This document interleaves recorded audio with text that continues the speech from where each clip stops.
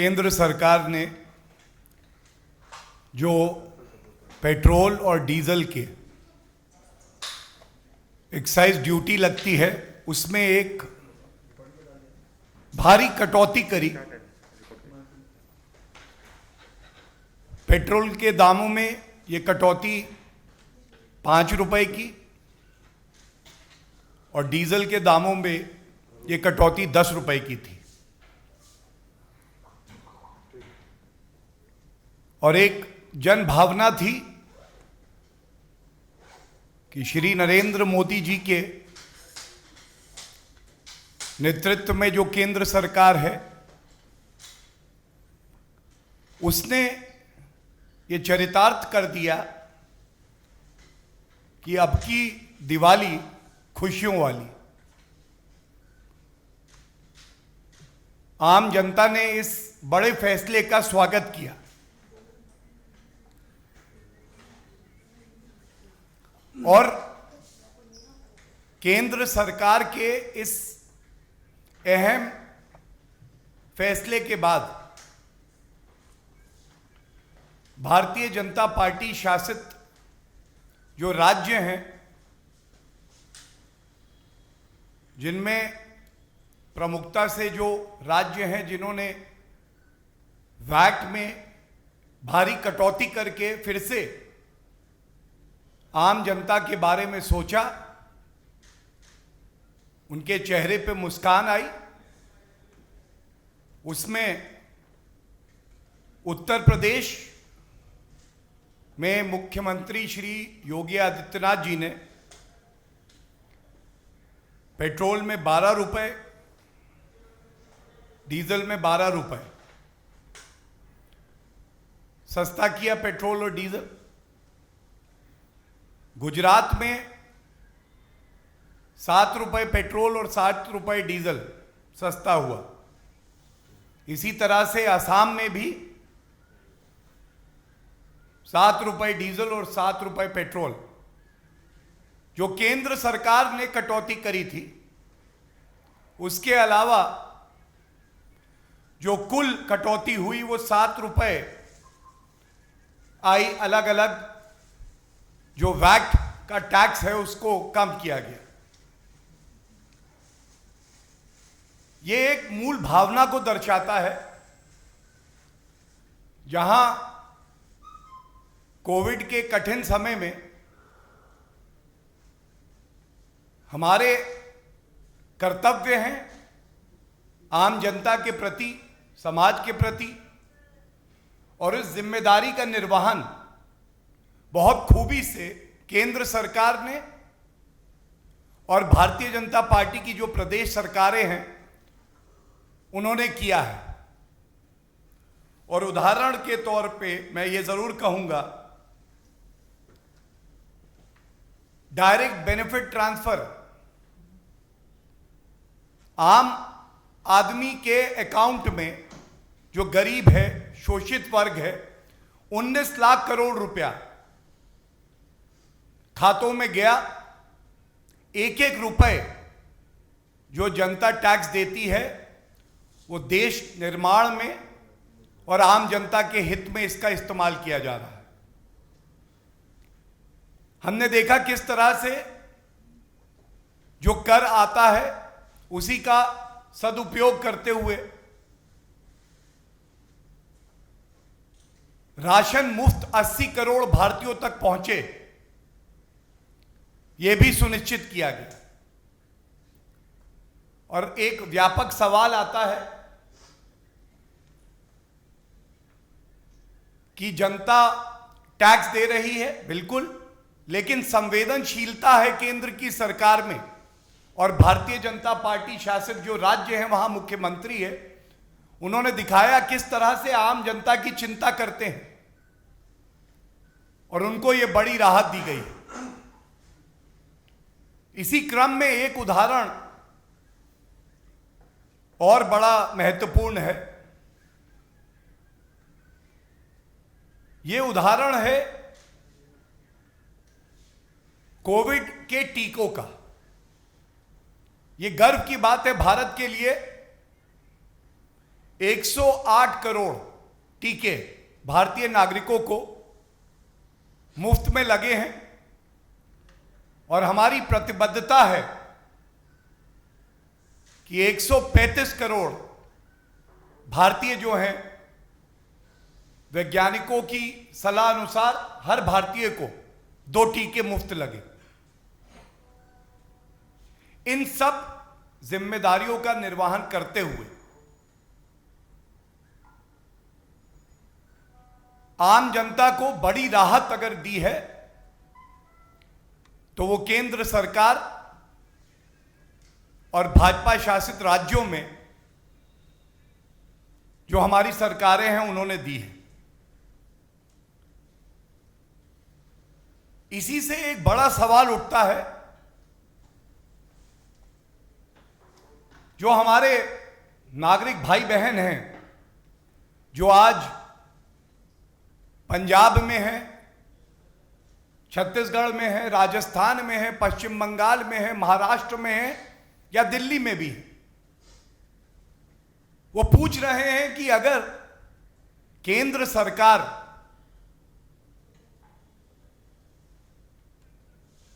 जनता के साथ खड़ी है, अगर भाजपा शासित राज्यों में चाहे उत्तर प्रदेश हो, चाहे वो असम का उदाहरण दिया हो, कर्नाटका है, तमाम ऐसे और राज्य हैं भाजपा के जहां पे वैट में कटौती आई है, तो ऐसा क्यों है कि निर्दयी कांग्रेस की जो सरकारें हैं, जो निठल्ली निकम्मी सरकारें हैं,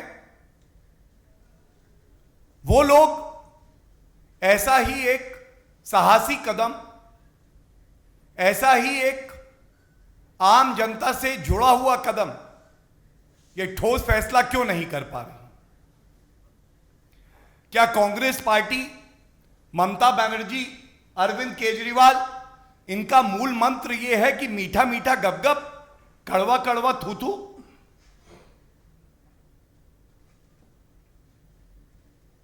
हर पल राजनीति करने वाले ये विपक्ष के नेता जो बार बार कहते थे महंगाई हो गई है, आम जनता के बारे में सोचो, कब सोचोगे? आज जो पहल आदरणीय प्रधानमंत्री जी ने की है, जो भाजपा शासित राज्यों में मुख्यमंत्रियों ने की है, वो ये लोग क्यों नहीं कर पा रहे हैं? अशोक गहलोत जी, बहुत दुख के साथ आपका ट्वीट पढ़ा। अशोक गहलोत जी मुख्यमंत्री हैं, संवैधानिक पद पे हैं,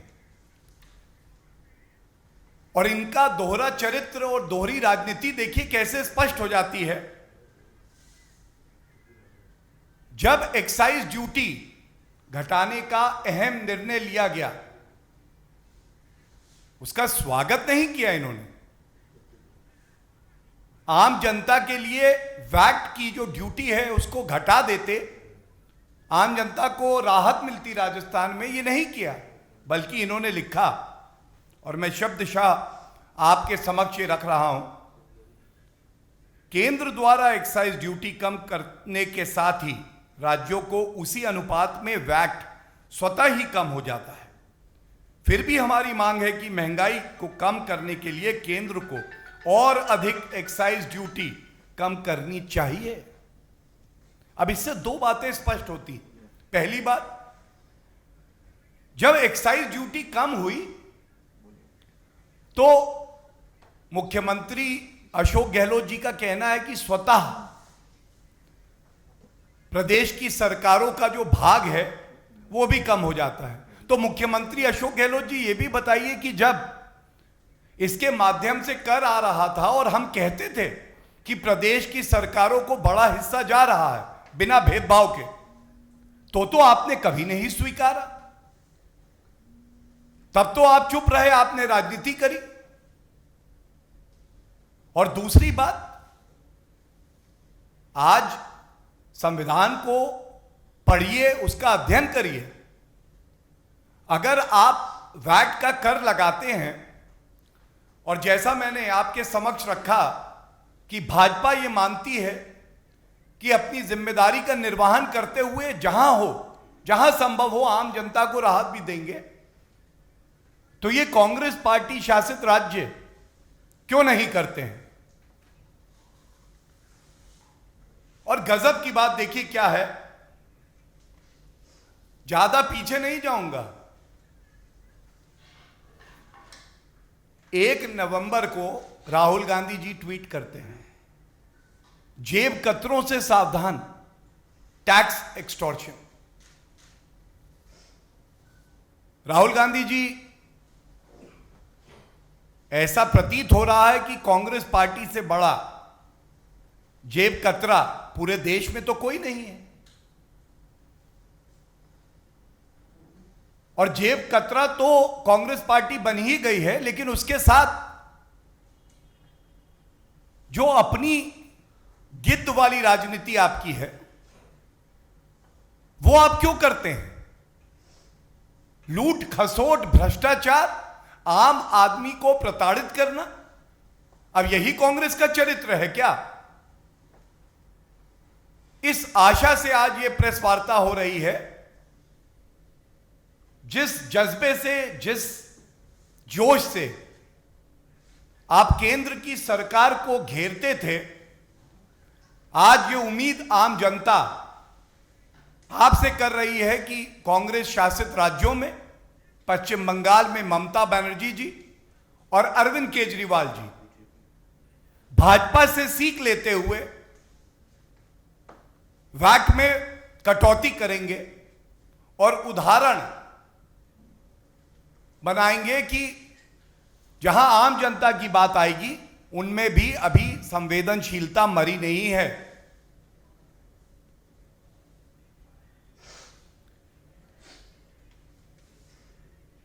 और अगर ऐसा आपने नहीं किया तो यही कहा जाएगा कि कांग्रेस पार्टी पर्याय बन गई है जेब कतरों का। मैं एक उदाहरण आपके समक्ष रख दूं। आज राजस्थान में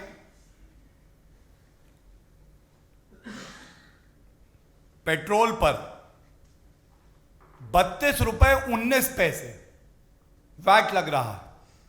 32 रुपए 19 पैसे। अशोक गहलोत जी, श्री गंगानगर में पेट्रोल की कीमत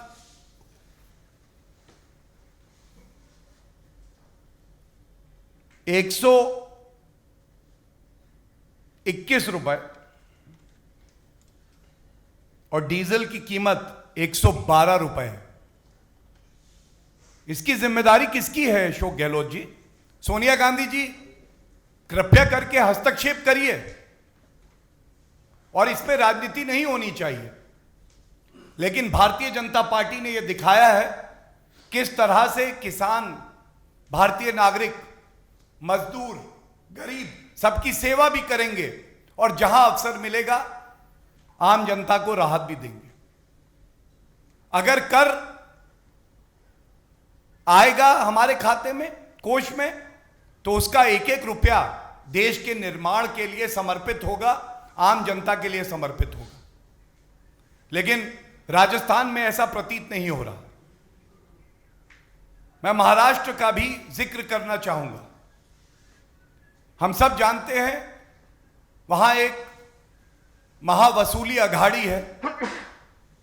ये कैसी वसूली है? उद्धव ठाकरे जी,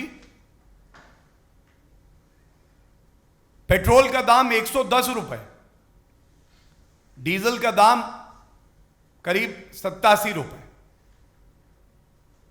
और ये वैट लग रहा है पेट्रोल पर महाराष्ट्र में 31 रुपए 19 पैसे। अब इसकी तुलना आप करिए भाजपा शासित राज्यों से, और मैं उदाहरण के तौर पे 2 राज्य आपके समक्ष आंकड़े रख रहा हूं। उत्तर प्रदेश में 21 रुपए 86 पैसे ये 3 नवंबर 2021 का आंकड़ा है, और उत्तराखंड में 20 रुपए 46 पैसे। कहां 20 रुपए 46 पैसे और कहां राजस्थान में 32 रुपए 19 पैसे और महाराष्ट्र में 31 रुपए 19 पैसे।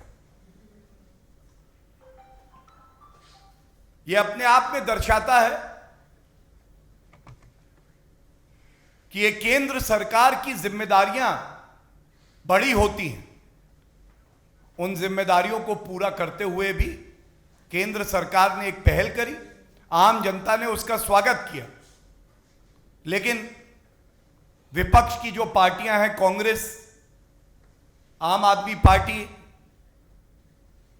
तृणमूल कांग्रेस, ये केवल और केवल ओछी हल्की घटिया राजनीति करती रही, विरोध करती रही, अपनी निद्रा से जागी नहीं, आम जनता की इन्होंने सुध नहीं ली।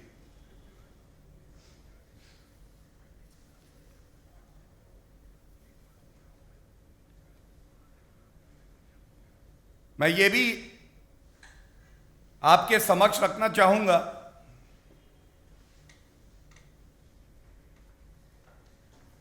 कि कोविड का ये जो संकट भारत पर आया था, इससे बड़ी वीरता से हर नागरिक ने लड़ाई लड़ी, और शायद इसीलिए आज पूरे विश्व के लिए भारत एक उदाहरण बन गया है कि एकजुटता से कैसे इस महामारी को परास्त किया जा सकता है। लेकिन एक सोचने की बात आपके समक्ष रखता हूं, एक विचार है। हमारे संविधान में संघीय ढांचा है, और जो विपक्षी दल संघीय ढांचे की दुहाई बार बार देते हैं, वो ये भूल जाते हैं कि अगर ये संविधान उन्हें ये अधिकार देता है कि वो कर इकट्ठा करें, तो एक जिम्मेदारी भी देता है। जिम्मेदारी अपने प्रदेश के नागरिकों के प्रति। आज ऐसा क्यों है कि यही विपक्षी दल पूरी तरह से भूल गए हैं कि ये जो जनता है, हमारे भाई बहन हैं, उनके प्रदेशों में आज वो भाजपा का उदाहरण देके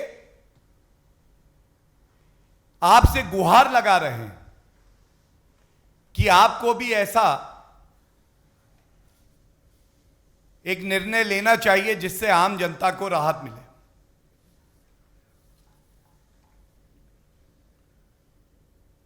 मैं अंत करूंगा ये कह के, लोकतंत्र में जनता सर्वोपरि है।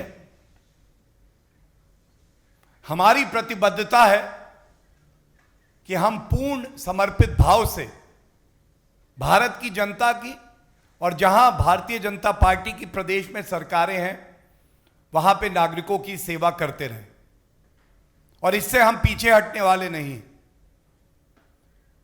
लेकिन जहां हम विपक्ष में हैं, वहां हमारी यह भी जिम्मेदारी है कि आम जनता की हितों की रक्षा करें, और इसी संदर्भ में आज ये प्रेस वार्ता हो रही है।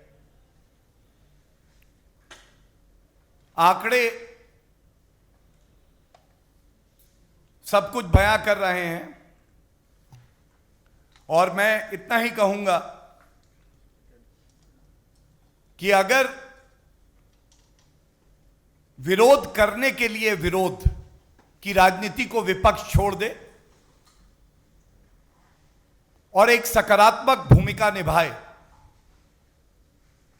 तो यह देश और तेजी से आगे बढ़ेगा, और सभी नागरिकों को भी एक बड़ी राहत प्रदेश की सरकारें, जहां कांग्रेस और तमाम विपक्षी दलों की सरकार है, वो भी पहुंचा पाएंगे। धन्यवाद।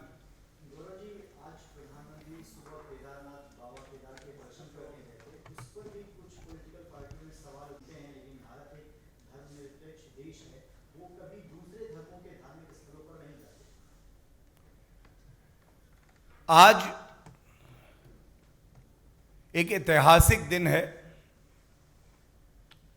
और जिस तरह से आदर भाव से देश के यशस्वी प्रधानमंत्री जी केदारनाथ गए थे, यह दिखाता है कि भारत में ही ये क्षमता है कि यहां जो पंथ निरपेक्षता है ये सभी धर्मों का आदर करती है। और ये भी मन में एक भाव सभी नागरिकों के आता है कि विपक्षी दलों ने अपने शासनकाल में पंथ निरपेक्षता को ऐसा कलंकित कर दिया था कि तुष्टीकरण करना, सांप्रदायिक राजनीतिकरण करना ही पंथ निरपेक्षता उनके लिए हो गया था। और आदरणीय प्रधानमंत्री जी के नेतृत्व में यह कहना भी उचित होगा और गर्व से कहना उचित होगा कि जिन पार्टियों ने बहुसंख्यक समाज के सदस्यों को द्वितीय श्रेणी का नागरिक बनाने के लिए पूरा प्रयास किया, हिंदू आतंकवाद जैसे शब्दों का आविष्कार कांग्रेस पार्टी के हेडक्वार्टर में हुआ, नए भारत में उसकी कोई जगह नहीं। यहां हम एकता की बात करते हैं, appeasement for none and empowerment for all. और बड़े गर्व से मैं ये कह सकता हूं, भारतीय जनता पार्टी की सरकार की कोई भी नीति ऐसी नहीं जो विभिन्न धर्मों के जो अनुयायी हैं उनमें भेदभाव करे। लेकिन हमारी जो संस्कृति है, जो हमारी विरासत है, जो भारत की नींव है, उसको अगर सम्मान मिलता है तो उस पे इस तरह की ओछी टिप्पणी करने वाले शायद आज जो जनता चाहती है, उनके हृदय की बात है, वो नहीं समझ पाते हैं। धन्यवाद। इस मुद्दे पे अगर कोई और सवाल हो तो प्लीज।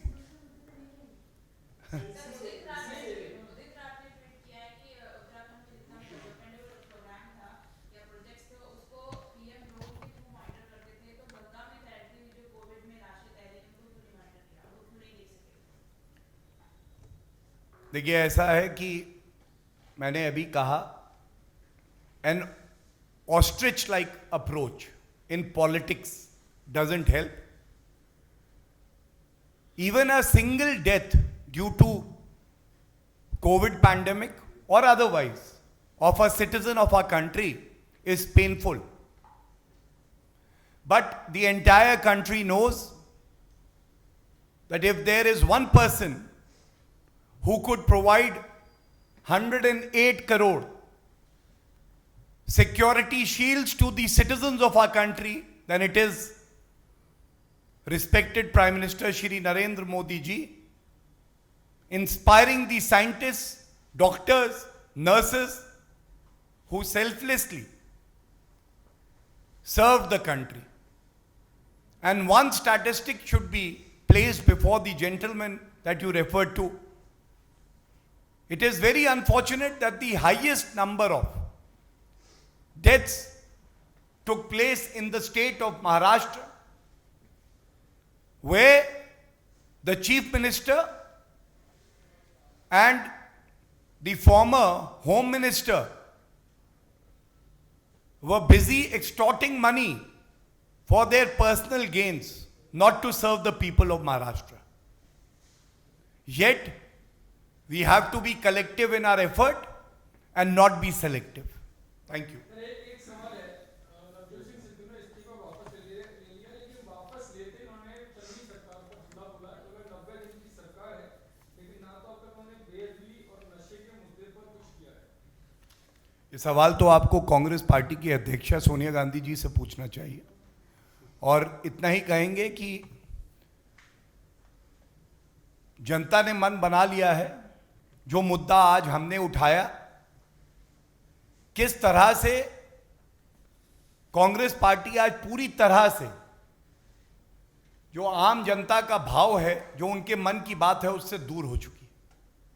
और लोकतंत्र में जब जनता सजा देने पे आती है तो अच्छों को समझ में आ जाता है कि जनता की सेवा ही करनी चाहिए। कांग्रेस ने ये 2014 में भी देखा, 2019 में भी देखा, और इस बार आगामी विधानसभा चुनाव में भी पुनः जनता उनको सबक जरूर सिखाएगी। धन्यवाद। छोटा सा सवाल, नॉन बीजेपी रूल्ड स्टेट्स में पेट्रोलियम प्रोडक्ट पे टैक्स कम हो, यदि वो नहीं करते तो क्या आपका स्ट्रेटेजी होगा? देखिए, विरोध के लिए वो लोग विरोध कर सकेंगे, लेकिन हमारा विरोध भी वो करेंगे तो भी हम एक सकारात्मक भूमिका निभाएंगे।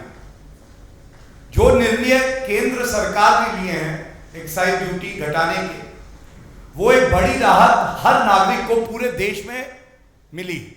तभी मैंने कहा था अब की दिवाली खुशियों वाली। लेकिन नहीं भूलना चाहिए कि अगर आम जनता को आप परेशान करेंगे, उनका जो भार है उसको आप नहीं समझेंगे, तो आम जनता के पास ये ताकत है कि वो आपको सबक सिखाए। और भारतीय जनता पार्टी शासित राज्यों ने ये दिखाया है कि किस तरह से जो प्रदेश की सरकारें हैं वो भी अपने कर्तव्य का निर्वहन करते हुए आम जनता को बड़ी राहत दे सकती हैं।